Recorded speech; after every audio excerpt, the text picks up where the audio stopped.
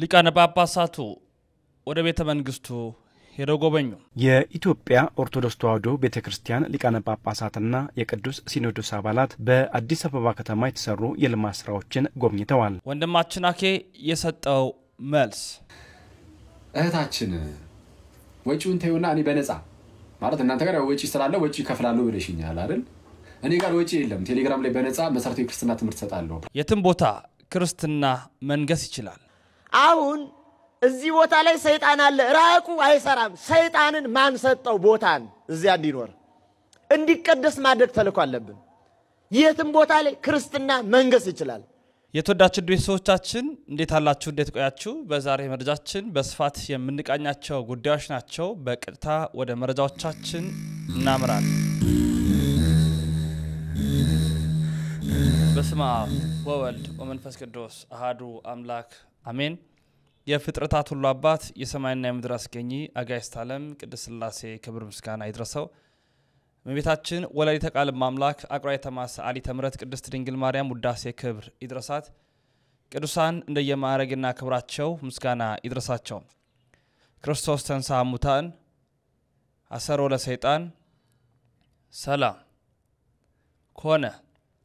የክርስቶስ ሰላምና ጸጋ ከሁላችሁ ጋር ይሁን። እንዴት አላችሁ? እንዴት ቆያችሁ? ቤተሰቦቻችን ዛሬም እናንተን ያስተምሯችኋል ይመክሯችኋል ብዬ ያሰብኩትን የተለያዩ የቪዲዮ መረጃ ማስረጃዎች ይዤ መጥቻለሁ። በቅድሚያ እንድናደምጠው የምወደው የወንድማችን አኬን መልእክት ይሆናል። ተከታተለን እንመለስ። ማስታወቂያ እንድንሰራላችሁ ስለፈለጉ እንስራላችሁ ማስታወቂያ ፈልጓል። አይ ቲንክ ቀዝቀዝ ብሎባችኋል መሰለኝ። ለመቶ ኦርቶዶክሳውያን በነፃና አመቻች እንደዚህ ደግሞ ለና አክሊልና ለሌሎች ወንድሞችንም ስም በመጥራት እንደዚሁ እኔ ወጪያቸውን ከፍዬ ምናምን የሚሉ ልጆች ተነስተዋል እና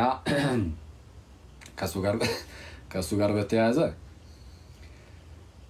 እኔ በጣም ፈኒ ነው። በመጀመሪያ ደረጃ ያቺ ቆንጂት የሰራሽው ልጅ ምንድነው እንደው ወጪያችሁን ከፍላለሁ ምናምን ብላ እኔንም ማስበይ ነበር።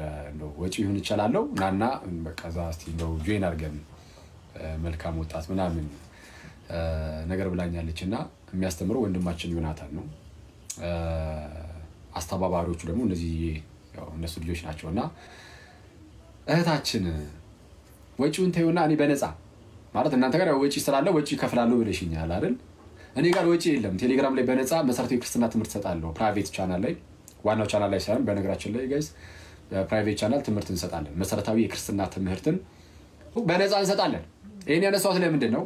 ወዳጃችን እንደው አይ ቲንክ በክፍያ ምናምን ያደረገ እየወሰደ የተወሰነ ትምህርት ሰጥቶ ይሸኛል መሰለኝና እንደው ወጪያችሁን ልዝጋ ምናምን እና ናና ምናምን ያልሽ ስለሆነ ወጪ የሌለው ቦታ የሆነ በነፃ መምህራችሁን ይዛችሁት ነው። እኔ እናንተ ብቻ አይደለም መሰረታዊ ክርስትና ትምህርት የሚያስፈልገው ለመምህራችሁን ጭምር ነው። ክርስቶስን ነው ማለት ነው። ይሄንን እየቀለልኩ ብቻ አይደለም። በጌታ ፊት ሆኜ የምነግራችሁ ነገር እኔ መምህራችሁ መሰረታዊ የክርስትና ትምህርት ያስፈልጋል። እኔ የኔ ቴሌግራም ቻናል ላይ መጥቶ ደግሞ የኛ የቴሌግራም ቻናላችን ላይ መጥቶ ደግሞ የሚሰጠውን የመሰረታዊ ክርስትና ትምህርት እኔ መጥቶ ቢከታተል እኔ አክቹአሊ ለክርስቲያን ወንድነቶች ብቻ ነው የምሰጠው። እነሱን የማጥናት ምናምን ነገር እንዲሁ ቢሆን ጌታ በዛው ጥንጥዬ ቢያስተምረን በሚለው ማለት ነው። ግን ለእናንተ ግን በቃ ፈቀድኩ። ምክንያቱም ሰው በጣም አደግ ከዚህ በፊት የተሳሳተው ወስተ ታውቃላችሁ አይደል? ምን ነበር የተሳሳተው? ጌታ ኢየሱስ ላይ ነው የተሳሳተው። በቃ ባጭሩ ክርስቶስ ላይ ያውም ሰውነቱ ላይ ኢየሱስ አምላክ ነው ምናምን ግን ሰውነቱ ግን እንደኛ አይደለም ወይም ደግሞ ከኛ ይነሳው አይደለም ብሎ ያስተምር የነበረ ሰው ነው። እንግዲህ እንዴ አጂ ቆንጂት ምን አረግ ነው የምትይንኩ?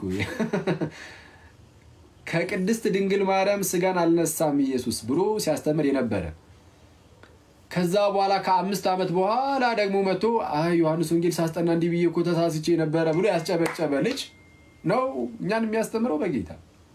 የክርስትና ምን ሌላ ነገር ነው የሚያስተምረን? የክርስትና ትምህርት አይደለም።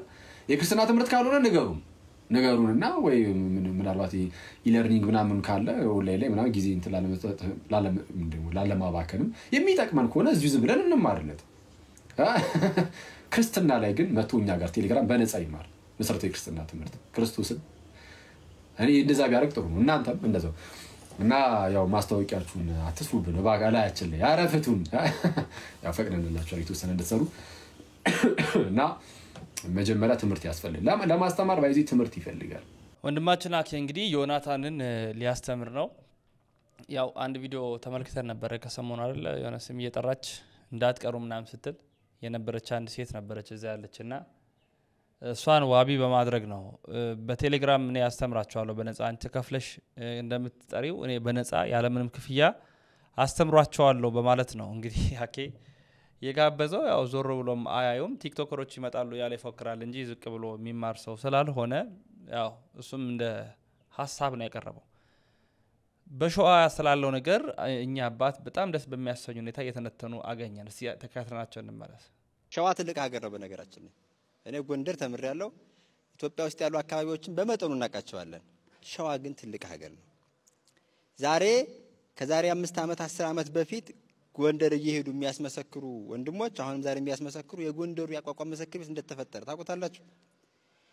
ታውቁታላችሁ ቀድሞ በሸዋ ዘመነ መንግስት ወርቃማው የሚባለው ታምረ ማርያም ኢትዮጵያ የረገጠበት ዘመን እኮ ነው የሸዋ ዘመነ መንግስት የሚባለው ፍታ ነገስት እግሩ የረገጠው ሸዋ ውስጥ ነው ደብረ ምጥማቅ ነው ሃይማኖት አበው ባጺ አምደ ጽዮን ደብረ ብርሃን ነው እነዚህ ቤተክርስቲያን መጻሕፍት ከአረብ ወደ ግዕዝ የተመለሱበት ዘመን ታውቁታላችሁ ድጓ ያንኮበር ድጓ የሚባለው ያንኮበር ዜማው አጠቃላይ የኢትዮጵያ ቤተክርስቲያን ሊቃውንት ዜማቸው እሱ ነበር ግራኛ አህመድ እጅግ የተበቀለው አካባቢ ሸዋን አካባቢ ነው ቅርሱም ዕውቀቱም መምህራኑም ስላሉ ማለት ነው ያን ጊዜ ካንኮበር መምህር ኤስድሮስ የሚባሉት መምህር ያቋቋም መምህር ናቸው ታሰደው ሐይቅ ሄደው 2 አመት ያክል ሐይቅ ጣና ማለት ነው ጣና ቅዱስ ቂርቆስ ገዳም ባህር ዳር አካባቢ ያለው እዚህ አቋቋም አስተማሩና ጎንደር ሄደው ቅዱስ ሩፋኤል 2 ሰዎችን አቋቋም አስተማሩ መብረቅና ነጎድጓድ የሚባሉትን ማለት ነው መብረቅና ነጎድጓድ ሌሎች ደቀ መዛሙርትን አስተምረው እስከ ዛሬ ድረስ በአታ ላይ ያለው ምስክር ቤት የነበረው ከዚህ ካንኮበር የሄዱ ሊቃውንት የተከሉት ነው ማለት ነው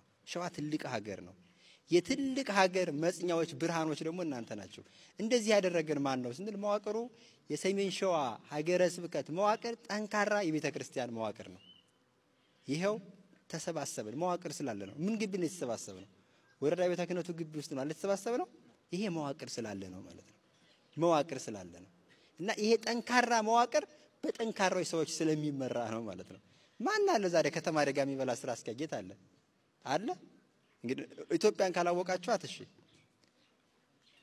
አንድ አካባቢ በስም አልጠቅስላችሁም ለአገልግሎት ሄደው 2 ወንድሞች እኔም ነበርኩኝ ተማሪ ነኝ ሄደን ትልቁ የዛ ሀገረ ስብከት ትልቁ ሐላፊ ቅዳሴ ረፍዷል እና ምን አሉ መርጌታውን ጠርተው ቅዳሴ ስለረፈደ አጭሯን ጣነ ሞገር አድርጋሉት እግዚኦ ሲባል ነው ያስጠሩት ማለት ነው ተቸገረ ሰውየው ከደሞዙ ሊያባረሩት ነው እንግዲህ እንዴት ይደረግ አጭር ጣነ ሞገር አይደረስ እዚያ የለም በቤተ ክርስቲያን ስርዓት አጭር ጣነ ሞገር የሚባል የለም አይ እንግዲህ መቼስ አራ የለም እኮ እንዳይላቸው ደግሞ እሳቸውን ማሳፈር መሰለው መርጌታው ማለት ነው ከዚያ ማህሌት ተቆሞ ስለነበር ጣነ ሞገሩ ተደረገ 11 ቤት ተደረገ ከዚያ ሳይጸፋ ምንም ሳይልም እንድም ብሎ እሳቸው እንዳይቆጡ ተብሎ እንትን ኋላ ቢሮ ጠርተው ቀጥታ ማስጠንቀቂያ ጻፉበት ትቢተኛ ነህ አጭሯን ጣነ ሞገር አድርግ ብለህ ትልቁን ጣነ ሞገር አድርገሃል ብለው ማለት ነው የእኚህ ሰው አሁን በኢትዮጵያ ቤተ ክርስቲያን ትልቅ የመዋቅር ኃላፊ ናቸው ሰሜን ሸዋ የሚመሩ ሰዎች እጅግ ቤተ ክርስቲያኑን የሚያውቁ ሰዎች ናቸው መጋቢ ሐዲስ ከኛ ጋር እንትን ስላሉ የተተና መንፈስ አይሰማቸውም ስለሚያውቁት ማለት ነው እኛ ወንድሞቻችን ናቸው በውስጣቸው ያለው ይሄ ህይወት ነው እሳቸው ማለት ነው ቅኔ ተምረው ቅኔ ያስተምረው ለዚያውም ደግሞ እንዳሁኑ አሁን እኛ ጎቤታው ደብረ ምጥማቅ ተማሪ አይለምንም መሰረታዊ ነገር ተሟልቶለት ነው የሚማረው እነሱ ግን የተማሩት እየለመኑ ነው ማለት ነው ጨጎዴ ካወቃቸው እጅግ ቀዝቃዛ አካባቢ ድንች ራሱ አይገኝም ነበር አይደል ጨጎዴ አይገኝም እንደዚያ ሆኖ ስለተ ያ ህይወት ሊወጣ አይችልም ካላይ ዛሬ የቤተክርስቲያን ኃላፊዎች ሆነ ልብስ ስላለን ልብሱ ያን ሊሸፍነው አይችልም ያ በልብ የተሳለ ነው ማለት ነው ስለዚህ የወንድምነት መንፈስ የባለቤትነት መንፈስ የሚመራቸው የሚሰማቸው ወደ ቀጣይ መረጃችን እናመራለን በቀጣይ መረጃችን ያው እንድናደምጥ የምወደው አንድ ነገር አለሱም አበው ጳጳሳት እንግዲህ ከምላተ ጉባኤ ካለቀ በኋላ ለኢትዮጵያ ለቀጣይ ሀገራዊ ምርጫ ተቀዳሚ ተሳታፊና አስመራጭ ድጋፍ ሰጪ ተቀዳሚ ተጠሪ በመሆን የተለያዩ ቦታዎች 4 ኪሎ ላይ ቤተ መንግስት ላይ ሲጎበኙ ነበረ። እሱን ነው ማስደምጣችሁ። እስቲ ተከታትለን እንመለስ።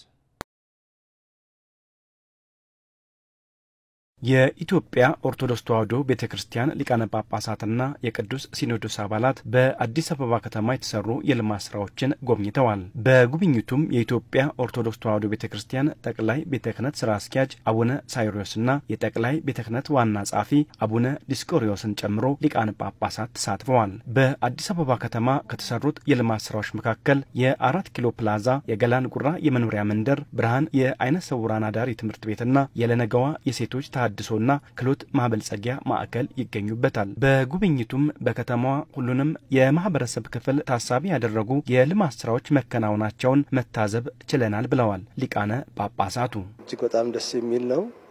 አዲስ አበባ እንደ ስሟ አዲስ እየሆነች ነው የተመለከትነው።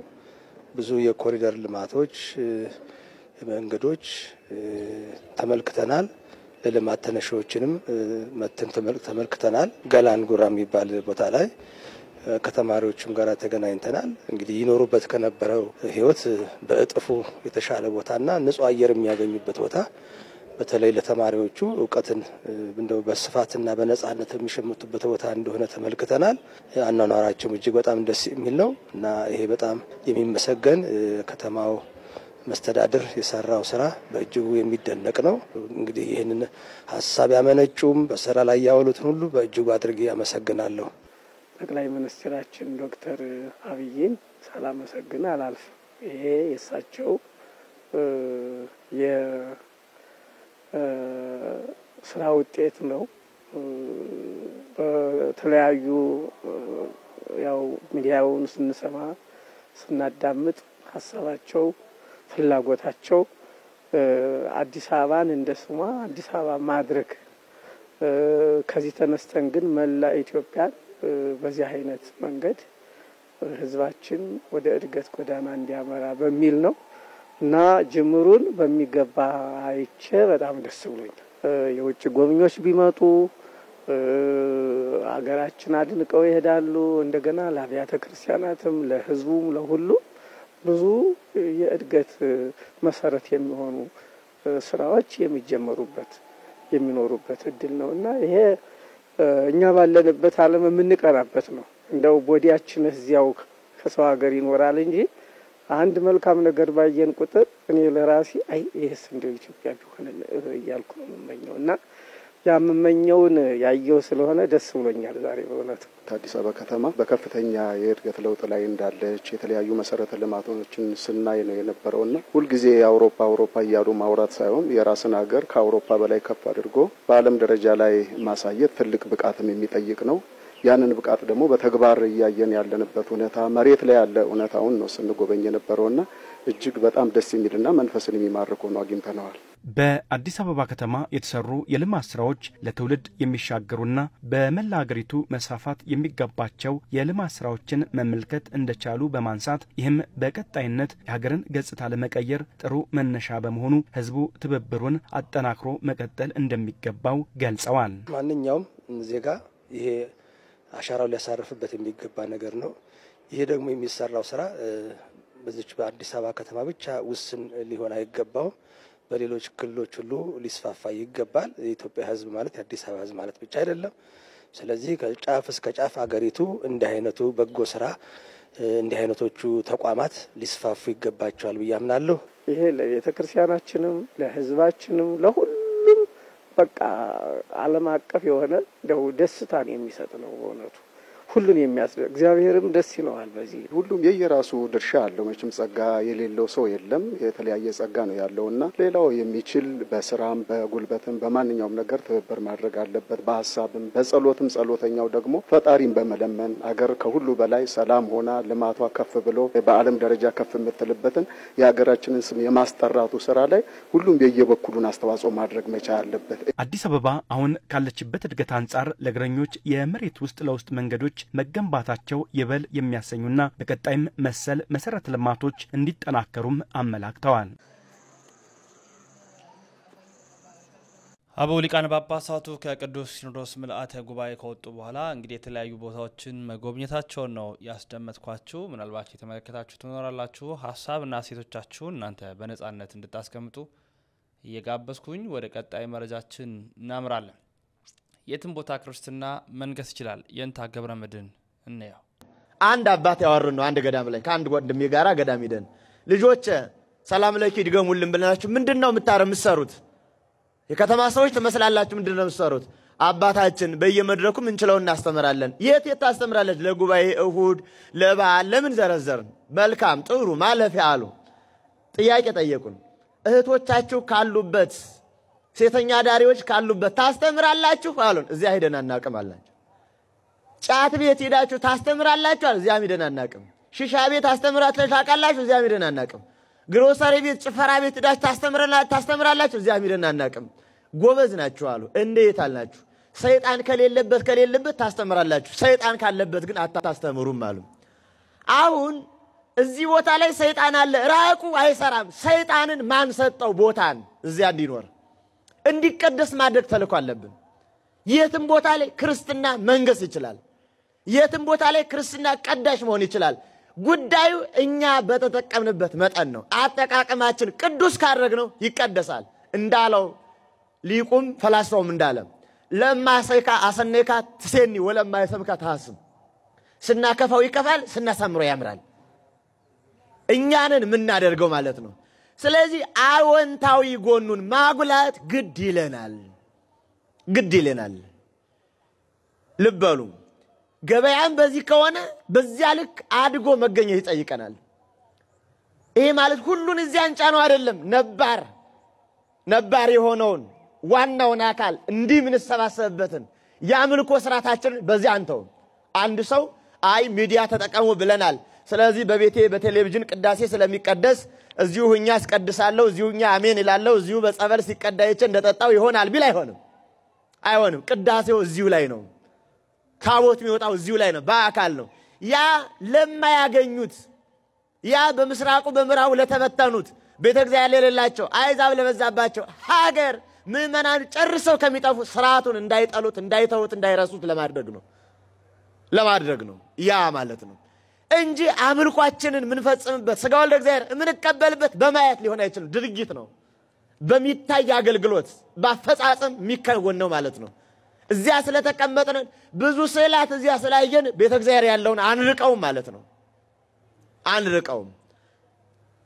ስለዚህ ስናደርግ አዎንታዊ ጎኑን ዋናውን አካል ባልተጣረሰ መልኩ የትም ቦታ ላይ ክርስትና እንዲነግስ በማድረግ ነው። ታዲያ ማህበራዊ ሚዲያ አጠቃቀምን መሰረት ባደረገ ጉዳይ ላይ እኛ ኦርቶዶክሳውያኖች በጣም ብዙ ሚሊዮን ክርስቲያኖች አለን። በጣም ብዙ ሚሊዮን ክርስቲያን ወጣቶች ሚዲያ ተጠቃሚዎች አሉ። ግን ቤተክርስቲያን እንደሌላው የራሷን ጠባቂ የሆነ አክቲቪስት ላትፈጥር ትችላለች። የቤተክርስቲያን አክቲቪስት የመሆን የሚፈለገውን መልእክት የማስተላለፍ ህብረቷን የመግለጽ ችግሯን የማጉላት እውነቷን የማስረዳት ተልእኮ አለብን ማለት ነው። አንድ ጉዳይ ሲሰነዘር የቤተክርስቲያን መልእክት ከሆነ በጋራ ሼር የማድረግ ላይክ የማድረግ የማሰራጨት ተልእኮን የመወጣት በዚያ ውስጥ ለሌሎች የማድረስ ተልእኮ አለብን ማለት ነው። አስባችሁታል? እኛ ሀገር ላይ ያለውን ሂደት አንድ ሰው ጨዋታ ከለቀቀ ሁሉ ይጮህበታል፣ ቁም ነገር ከለቀቀ ሁሉ ይጠላዋል። ለዋና ጉዳያችን ተልኳችን ሳንዘነጋ እማናደርገው ከሆነ እየተጠቀመብን እንጂ እየተጠቀምን አይደለም፣ እየሰራብን እንጂ እየሰራን አይደለም። ተገማች ብቻ እንሆናለን ማለት ነው። የማይገመት ሐሳብ እንዳንሰጥ እንሆናለን። ስለዚህ እኔ የቤተክርስቲያን ተልኮ ፈጻሚ በማህበራዊ ሚዲያ ውስጥ አሰራጭ ነኝ ልንል እንችላለን። ለምሳሌ እዚህ ጉባኤ ለመሰብሰብ እንዲህ ለማማማር ለመወያየት ጥሪ ተደርጎልናል። በየከተሞቹ ወንድሞቻችሁ ሞንታርቦ ይዘው መጮህና መለፍለፍ አለባቸው ወይ? አልነበረባቸው። ታዲያ ምን ማድረግ አለብን?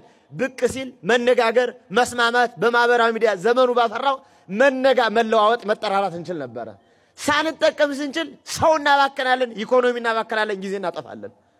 ያንን ብንጠቀምበት ግን በጋራ በአይን ጥቅሻ በከንፈር ንክሻ እንግባባለን። ስለዚህ ማህበራዊ ሚዲያ ጥቅም አለው። ሌላው የራሳችንን ሚዲያዎች ማሳደግ ልበሉ ይጠይቀናል። እዚህ ብዙ ወጣቶች አላችሁ፣ ቲክቶክ መክፈት ትችላላችሁ። ግን ስትከፍቱ እንዲያው አምሮብሻል፣ እንዲሁ ነሻል፣ ላይ አደንቃለሁ ምናምን እንዲባል የሚያደርግ ከሆነ እሷ ተጃጅሏል። ታዲያ ምንድነው የሚያደርገው? ኦርቶዶክሳዊ መልእክቶችን ከቤተክርስቲያን የሚያገኛቸውን ከአባቶች የሚያገኛቸውን ከመጻሕፍት የሚያገኛቸውን ሰው የሚመልሱትን ቅድም እንዳልኋችሁ የነገርኋችሁ ወሰነ ትምህርቶቻችን ነው ማምጣት ማሳመን ማስተማር ማሳመን ማጽናት ማንጻት መቀደስ መሸኘት እነዚህን ተልእኮ ባደረገ መልኩ ወይ ለማምጣት ወይ ለማጽናት ወይ ለማንጻት ወይ ለመቀደስ ወይ ለመሸኘት በመናደርገው ኦርቶዶክሳዊ ተልእኮው ሰርተን ለውጥ እንድናመጣ ነው። ስለዚህ ቤተክርስቲያን እምትለከው ሁለንተናዋን ነው። ለአንዲት ቤተክርስቲያን ሁሉም ባለቤት ነው። የት ላይ ሆኖ የትም ሆነ ኦርቶዶክስ መሆን አለበት። የትም የንታ ገብረመድህን እንዮናቸው የትም ቦታ ሁን የት ኦርቶዶክስ መሆን አለበት ክርስትና በሁሉም ቦታ መንገስ ይችላል በሚል ደስ የሚያሰኘውን ምክር ያስተላለፉት አንድ ቪዲዮ ላሳያችሁ። በጣም አባይ ቲቪ ላይ ቀረበ ነው መንሱር ነው ግን የተናገረው ነገርን እስቲ እንድንተነትነው መጀመሪያ ቪዲዮን አይተን እንመለስ።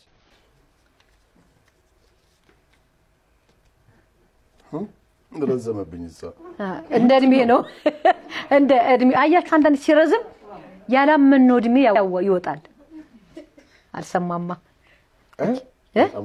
እንደዚህ ጥያቄ ነው እንደምትጠይቀኝ እንጂ እኔ አይደለም እኔ በቃ ማንንም ይሁን ማን መጠየቅ የለብኝም። አንብቦና ካልተመቸ ይዘለላ አንብቦ ስሙት። እሺ አንድ ሳምንት ያህል ተአምር ነው እኮ እሺ አለው ተአምር ነው እኮ ጽሁፉ ነው። አንድ ሳምንት ያክል አንድ ሽቶ ሳትቀባ ከምታሳልፍ ወይንም ደግሞ ያለ ሻወር ከምታሳልፍ የትኛውን ትመርጣለህ? እንዴ ቆንጆ ጥያቄ ነው። ታዲያ ሁለቱም የምታረጋቸው ናቸው። ሽቶ ይጨከንም አልችልም እኮ ሱሴ ነው እኮ ጊዜ ውስጥ ነው ያለው። እንዴት አድርጌ ይኸው እየተቀባሁት ነው እኮ ሳምንቱ ሙሉ እንዴት አድርጌ ያለ ሽቶ እችላለሁ? ሳምንት ሙሉ ደግሞ ሳይታጠቡ ማለፍም ከባድ ነው። ስለዚህ ከሁለት አንዱን ካልመረጥክ ከነዚህ ውስጥ አንዱን ትመርጣለህ። ይሄ ነው ጨዋታው። what ሻወሩን በሽቶ ደብቀው ያለ በለዚያ ከነዚህ ውስጥ አንዱን መርጠህ ትበላለህ ትቀምሳለህ ትጠጣለህ። አንድ ሳምንት ያለ ሽቶ ማኖር ነው የምፈልገው። ለምን የምቀባቸው ሳሙናዎችም ሽቶ ስለሆነ ማለት ነው።